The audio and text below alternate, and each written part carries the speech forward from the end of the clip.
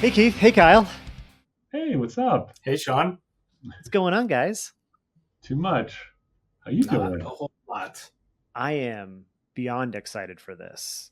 I don't know if I know Keith watched the unboxing. I don't know if Kyle watched it. It was a live stream, and like when I like talked this one up to Mike because he was on there when I was unboxing it. I saw it and I was like, I didn't know this thing existed, and it broke my brain when I realized what it was. Keith sent Kyle and I a collaboration between VonTrapp in Stowe, Vermont, one of my favorite breweries, and Mike's, and Tröegs. Tröegs is out of upstate New York, correct? No, they're like Hershey area, Pennsylvania. I was way off. Close enough. Yeah. This is brewed in. So yeah, it's a Dunkelweizen. It's a dark wheat ale with maple, 5.5%. And it's got so VonTrapp has been doing these Stowe Style beers, and all of them have been either collabs or like, I don't know, one of them wasn't a collab, but I don't know why they're doing some just Stowe Style. But yeah, I am so excited. You found this just in a store, Keith? Just like in a random store? Yeah. Great can art. You guys want to open it? Yeah. Let's do it. Let's drink. I don't know if any of your cans are Dated? more legible. Nope. But mine has a Best By date of, it looks like either Mine's smushed. July 14th or 16th. So, okay. So it's still good. In a couple weeks, it'll be absolute garbage, though. Yeah, July 14th. July 15th. You better drink this beer by July 15th, or it's going to be trash. July 15th. I love it. So yeah, I gotta This look is at it. Really pretty. This is a nice looking beer. Nice dark brown color. Yeah, you got a lovely like reddishness near the bottom, but if you look at it on camera, though, I think all of ours. Keith's has the color, but Kyle and I we just look like black almost. Yeah. It looks like a nice maple syrup. Maybe a little bit darker. Yeah, but, like only a hair darker than. Yeah. Yeah. Put a finger ahead. You guys poured more aggressively. A little bit. Yeah, it's off-white khaki maybe. Yeah, nice khaki color. It looks very light too. It doesn't look like syrupy or anything like that, which is for a 5.5% Dunkelweizen. You guys want to get a nose? Yeah. Yeah. Wow, that's a lot. Whoa. That's like the maple's there, but there's that banana cloviness that as you sometimes get from like the older school Weissbier type yeasts. I definitely get that. Oh, Keith, sorry, go ahead, bud.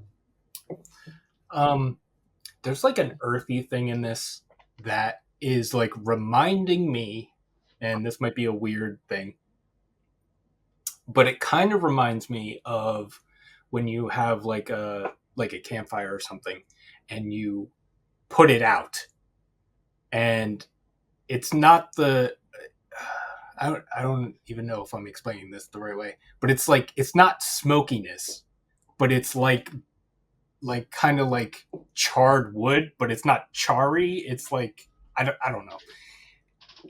You took exactly what I was going to say. I'm glad because Keith, the beers are courtesy of you. I'm glad you had the moment. But so the first thing I noticed is exactly what Keith was saying. It's somewhere like ash, smoke, woodiness, but not quite 100% of those things. Yeah. And then, and you can see on camera, I went in a few more times, and that's where I got more of what Sean was saying. So for me, the order of how I got it was what Keith said, and then I got what Sean said, which now leaves me with nothing new to say. So thank you both for that. You can take the joke I was going to make about Keith trying to make a non-smoked beer about smoked beer. Everything is smoky. Yeah. Yeah, but I get the things that Sean was talking about. Oh yeah, but that earthy thing, it's not huge, but in this, it kind of stands out. or at least for me. I get it, but yeah, I get the maple and the sweetness like more. Yeah, it's all there. Maybe some like molasses. That's really the only thing that I can add that you guys didn't already say. Like it's you guys did a really good job, in my opinion, of nailing how it smells. Yeah. Should we see if we can nail how it tastes? That sounded weird. Yeah. Yeah. Let's move on beyond that as fast as possible. All right. Cheers. Guys. Clink. Cheers. Clink, and then down here. Okay, we're good. Clink. Just drink the beer. Thanks, Keith.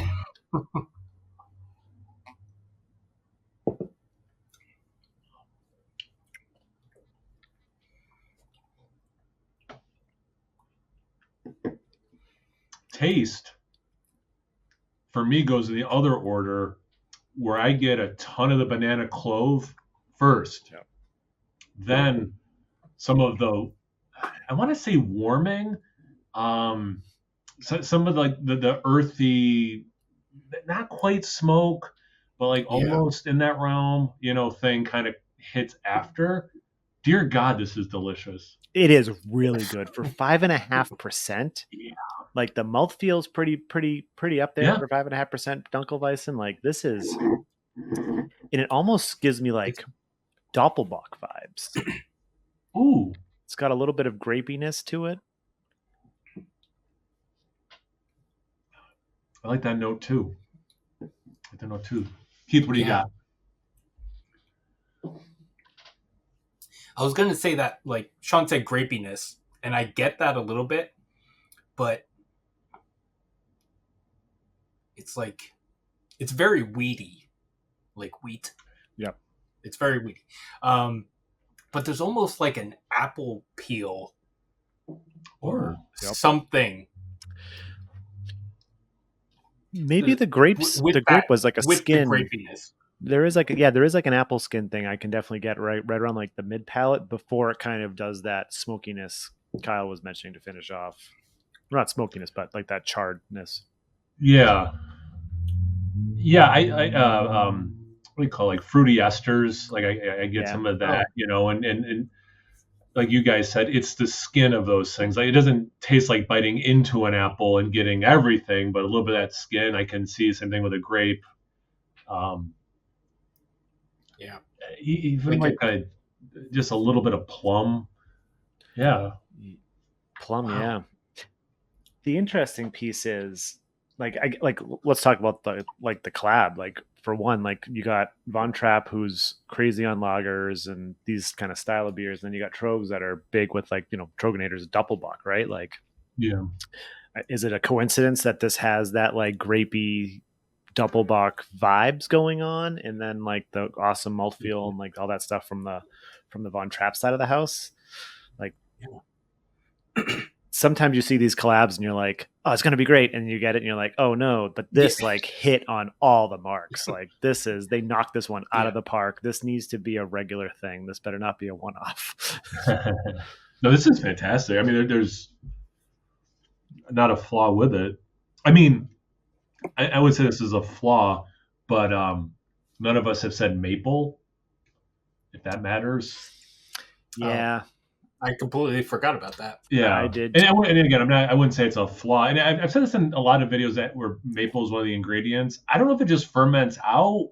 Like, I don't know how much maple you really get in terms of the taste in the finished product of a beer. If you're using real maple syrup, if you're using, I know some breweries will use essentially like the, fake syrup kind of flavoring or whatever. So it tastes like that. But I think if you use real maple syrup, like a lot of it's got to ferment out, I would think. Could because it's definitely in the aroma. There's definitely maple in the aroma. Do you think the maple syrup could add to the like kind of that little fluffiness of the mouthfeel? Do you think does it add stuff like that? I don't know. I don't know if it's like how lactose can add the mouthfeel. I don't know if maple syrup has that kind of sugar. I don't know, but it could add to some of the sweetness, some of the fruit stuff we were talking about. Like it could definitely be expressing itself in different ways, but none of us in the taste at least went to maple. No. Like it could just be one of those things that maybe they just needed it to cut some of the bitterness. near the end. Like maybe that's why it's not there. It's just there to cut like with like the skins like that. It's kind of, if I was going to say I got maple, it would probably be right around the mid palate. Like it kind of, there's a little kiss of sweetness and then it sort of finishes off. But I'm not mad at anything about this beer. This is. Yeah. If I really try, I get just a touch of maple, like right after like the fruity ester thing comes in. Yeah. There's just like a little hint of it. And I don't know, like it says Best by July, like mid-July. I don't know how much time they gave this. I haven't seen this before. I just saw it on the shelf and I picked it up. So no idea. Hard to imagine this was drinking better at any other time. Like this, I just feel like this has probably just been a consistently awesome experience. Yeah. Yeah, I agree. Yeah, it's awesome. Any final thoughts? Thanks again, Keith. This is awesome. Yeah. You're welcome. This was a fun one. This was a fun one. Don't forget to check out Kyle and Keith. Keith, where can we find you? 9T3 Lumber spelled out. And on YouTube and Instagram. Well, you're already on YouTube if you're watching this. So yeah. on Instagram, a link above his head someplace. And then Kyle, where can we find you? Me, I'm at No Hype Beer Reviews on YouTube, Instagram, and Untapped. And I'm probably going to try to link, and I'm going to cover the Pliny sign with his logo. It's going to go right there. Right there. Click that button. Click where Kyle's fingers are. And thanks again, Keith, for sending this. Down in the comments, have you had VonTrapp and Tröegs Dunkelweizen, their dark wheat ale with maple? Did you get maple? Did you have it super fresh? Was there a difference? I don't know. Regardless, this beer is awesome. If you see it on the shelf, pick it up. If you see it after July 14th, still pick it up. I'm sure it's still grab it. Yeah. But don't forget to like, comment, subscribe, and the notification bell so you notify when we post new videos. And I'm Sean. And that's Keith. That's Kyle. And this is Nerdsense. Nerdsense. Yeah.